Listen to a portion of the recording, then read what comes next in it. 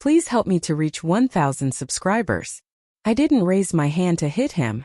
I raised it to wave. He flinched anyway. The room went quiet in that way that doesn't forgive. The air thickened. My son's eyes dropped to the floor, bracing himself like for a storm. I smiled softly, confused, trying to erase whatever shadow I'd cast. Son, I would never. I know, Dad, he said. Too calm. But Grandpa does, he added. The word landed wrong. My father-in-law. The man who shook my hand at our wedding. The man who called me son like it meant something. Does what? I asked. He lifted his shirt. Fresh belt marks, purple darkening into black. Measured. Intentional. Mama drops me there every day while you're at work, he said. She says it's safer. Something inside me went cold. Rage didn't explode. It aligned. I kissed his forehead, told him he was brave, told him to pack his backpack. Then I stepped into the garage and made 2 calls. My lawyer, then my father-in-law. I'm coming over, I said. He laughed, barbecue laughter. For what? I asked. Check your driveway, I said. The voice changed when he saw. Trust. That's the part people don't understand. Trust isn't loud. It's quiet. It's letting your child sit on someone's lap without counting seconds. He was old school. Discipline, he called it. Raised kids with belts and fear disguised as respect. My wife survived it by normalizing it, sanding the edges until it looked like tradition. I married into that silence. At first, the signs were small. My son stopped hugging me with his whole body. He slept curled tight. He learned to read faces too fast. I told myself kids change. I told myself work had made me paranoid. Then the flinch. Then the shirt. Then clarity. Pain became planning. I didn't confront my wife. Not yet.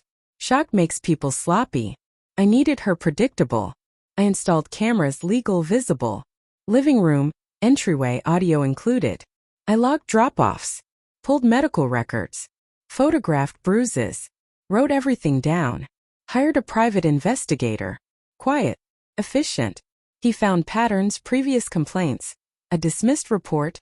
Neighbors who'd heard shouting. I adjusted work schedules. I watched. My son walked into that house like a prisoner returning to his cell. I waited. Justice doesn't rush, it rehearses. The driveway was full when I arrived. State vehicles. Child Protective Services. Police. Unmarked sedans. He stood on the porch, belt still looped through his jeans, face red with confusion. Authority hadn't worn his face before. My wife arrived 10 minutes later. Her confidence cracked when she saw the uniforms. She looked at me like I'd betrayed her. She was right. Officers asked questions. My lawyer answered. The investigator handed over files, medical photos, audio clips. My son's small voice. Please stop. My father-in-law tried to explain words like discipline, respect, structure.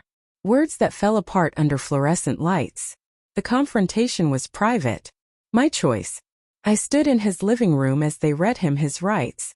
His eyes found mine. He finally understood the driveway. You did this, he said. I nodded. You did it first.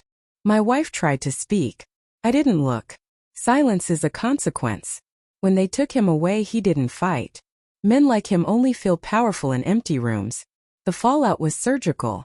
Emergency custody. Divorce filed. Protective orders. Therapy scheduled. Schools notified. My son slept through the night for the first time in months. My wife cried, apologized, explained. Trauma passed down like an heirloom.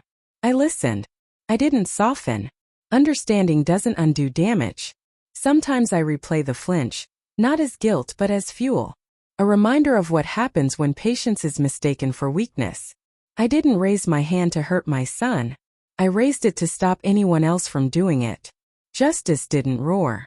It arrived quietly in uniforms on a driveway.